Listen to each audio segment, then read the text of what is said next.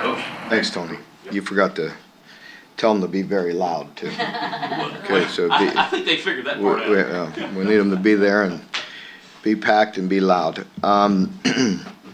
After reviewing some of the tape from this past Saturday, I thought we made some improvements in a lot of areas. Really, again, impressed defensively. We had to defend many more possessions than we're used to. I'd say I think it was 15 or 16 possessions, and with that, we had 8 3-and-outs, 2 touchdowns, and set up another. So, pretty impressive performance defensively. Obviously, late in the first half there, giving them some first downs and giving them an opportunity to get the ball running. Had some penalties and gave up a couple scores there late. In general, there was a bit of sloppy play on both sides at the end of the first half and the beginning of the second, in particular offensively at the beginning of the second. But, overall did some really good things. I think there's a lot to build off of. Still more to improve on, and that's a good thing. We're still hungry, and nobody's content with what we're doing. We're looking forward to a great opportunity here this week with a Florida team that we know is always extremely talented, very good team. Team we're used to playing for a long time, being on our side and coming back here. So we're looking forward to getting back home. That was a bit of a challenging road trip this past week with all that's going on at Vanderbilt, but I thought our players handled it very well. And especially with the way we came out and started so fast, and it's a good example of what we can do when we put all phases together for good periods of time. So that was a great start to the game. But getting back to Florida, a team that's a very, very good team. They're always talented and well coached. You all know that. They've been dominant on the defensive side of the ball, first in the SEC. I think they're giving up less than, I think it's 2.9, less than 3 yards per rush, not giving up very many yards at all in the pass game. So been very dominant defensively and offensively very efficient. They are going to do what coach does, that starts with them being a physical football team and being committed to the run game, and then booting and play action and things of that nature off of the run game. So, again, a great challenge, and looking forward to getting home. And we need the crowd packed, and we need them loud. It's going to be a big SEC East game, and looking forward to that challenge. Questions? Mark, obviously the last 2 wins over Florida were so emotional, right? Moments for the program. Obviously every year is different, but is there some sort of edge that you guys feel like after those 2, you guys have the edge in that series? Is it confidence? Or No, I mean, I mentioned last week, when they talked about them beating us in the year before, it really doesn't have any bearing on that game. If it does for our players, if they come in locked in early in the week, then that's the way I expect our team to be anyway. We're playing Florida, you know it's going to take a great effort. We're playing at home. We should have a great sense of pride, and I think there's that term that we use a lot in our program is that divine discontent. We know there's more out there. We know we can play better, and that ought to be our motivation. Mark, you mentioned the crowd. The last time Florida played here, I think they had 8 legal procedure penalties. And I think a very sustained and loud crowd played a role in that. Do you worry that a new crowd just has a hard time getting to that level? I have great confidence in the people of Kentucky that can get up very early and pound some beers.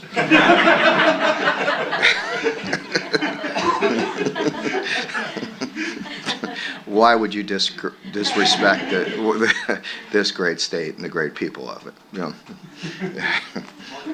all hosted Graham Mertz for a visit when he was in the portal, and you were looking for a quarterback. What did you like about him, and what did you see from him? Graham's been first of all, he's been very good with the football. I think they have very few turnovers in general. I want to say he only maybe has 1, and he's been very efficient, very smart, getting rid of the football and taking care of the ball and running their offense, and he's been very efficient. So he's played very well.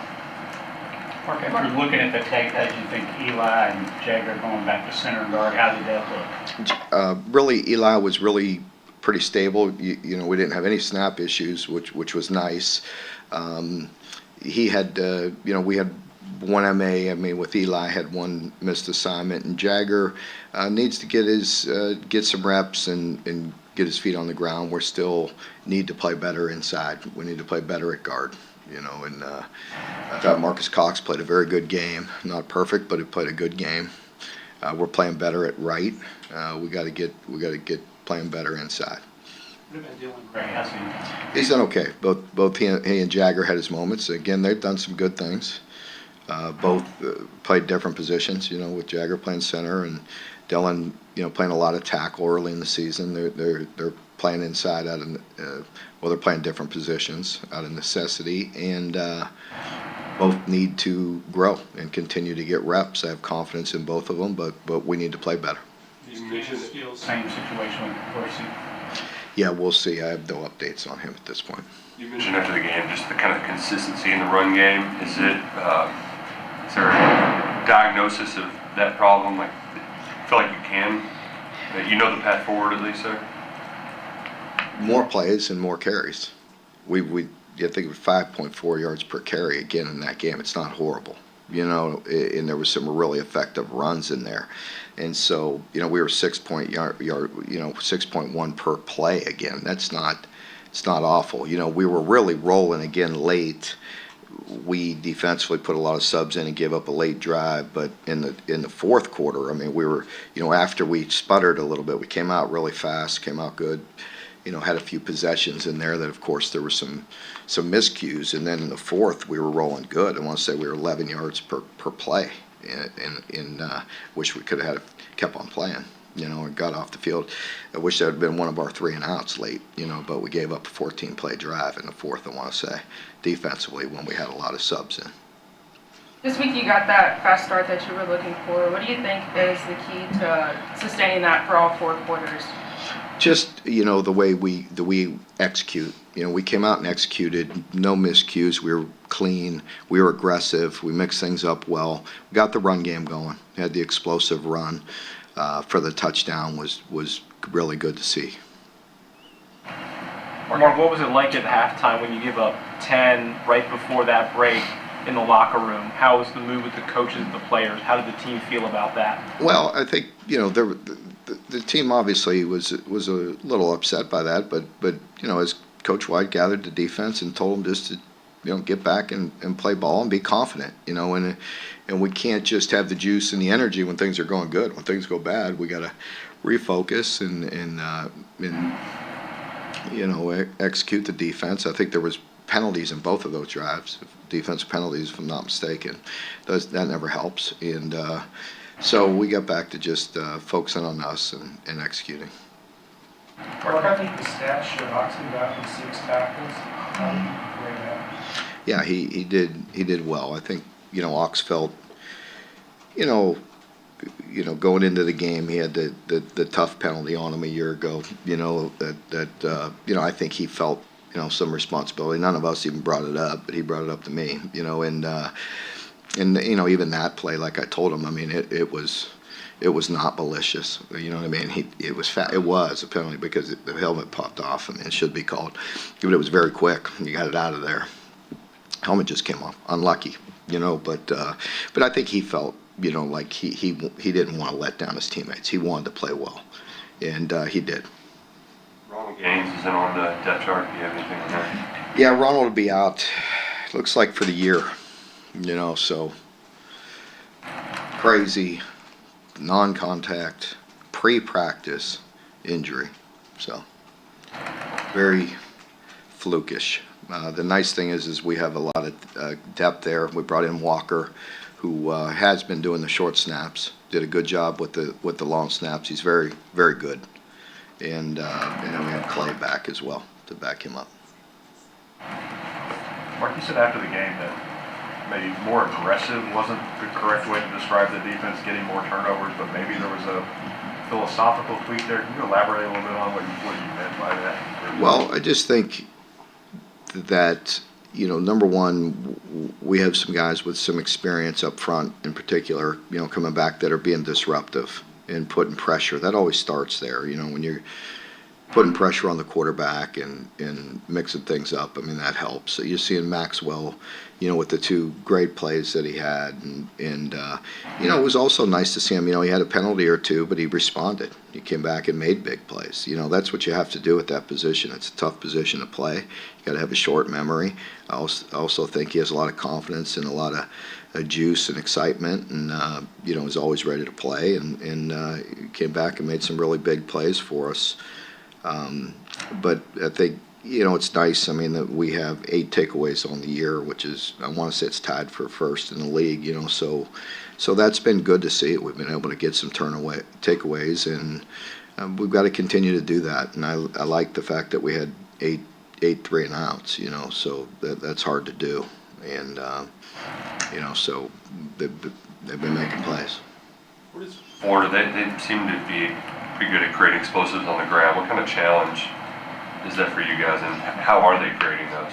Well, running back it seems to always be a strength at Florida, right? They always have some good backs, but they have 2 very talented running backs. I think it shows that they're committed to running the ball. They know a lot of their big and their explosives come off the run game and the play action off of it.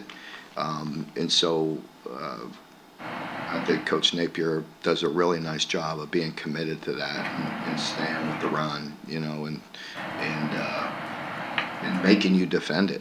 And with some very talented backs, then they're physical up front, and so I think that's one of the main reasons why they're effective in the run games, because they're committed to it. You also haven't faced, it's been a lot of kind of pass-happy teams, so do you have to make that sort of a point of emphasis to be strong in the run fits? They were very similar last year. I think Coach Napier does what he does, and he does it well. I think he has a very, very good system, and he's pretty committed to that system. Mark, Pro Football Focus put a thing yesterday saying that Andrew and Maxwell are 2 playing the best of any corners in the SEC so far this season by their grades. I know that's kind of an outsider perspective, but how? Who said that? Pro Football Focus. Yep. And I just want to know from an insider perspective how. Yeah, I mean, I love our guys and I love the way they're playing or whatever, but I'm not sure that's a great thing for people to read that PFF all the time. You know what I mean? Well, that's why I asked for your perspective. Yeah, I'm just no. I'm not knocking them. I think there's a lot of really good information that comes out of that as far as getting seeing reps and seeing guys and everything. But yeah, it's again, I'm not demeaning our players. I like the way Andrew's playing, and I like the way Maxwell's playing. I really do. I think they're playing really good football. They've been very unselfish. They're playing really good on special teams, and and doing everything we ask them to do. So I love the way they're playing and the way they're growing. But yeah, that's for the media. Well, obviously defensive, SEC Defensive Player of the Week, and he said after the game that Who? Maxwell, Uh-huh. that he talked about all the film study he had put in and things like that. Did you talk about his level of maturity for just a sophomore? Yeah, I think he's just getting better. I mentioned it last week in here. I mentioned it the week before. I think I mentioned it each and every week y'all have asked, and it's true. I mean, you see the growth and maturity from him. And again, I like his energy. I think he comes to work every day.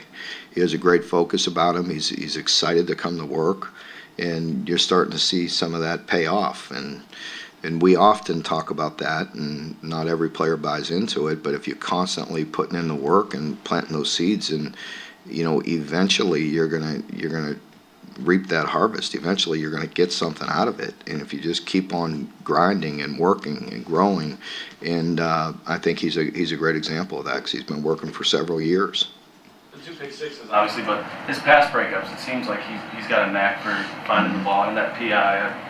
It could have gone either way. Is he kind of just Could have gone either way.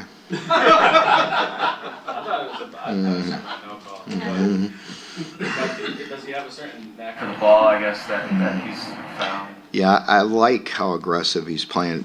He was playing through the football. He was finishing the play, and that's what you should be allowed to do in this league. I watch people play. I watch other games.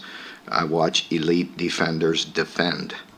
And they're aggressive and they're strong and they play through the football. It's exactly what we teach them to do. Mark, I better stop now. Mark, what was your evaluation of J.J. Weaver's play?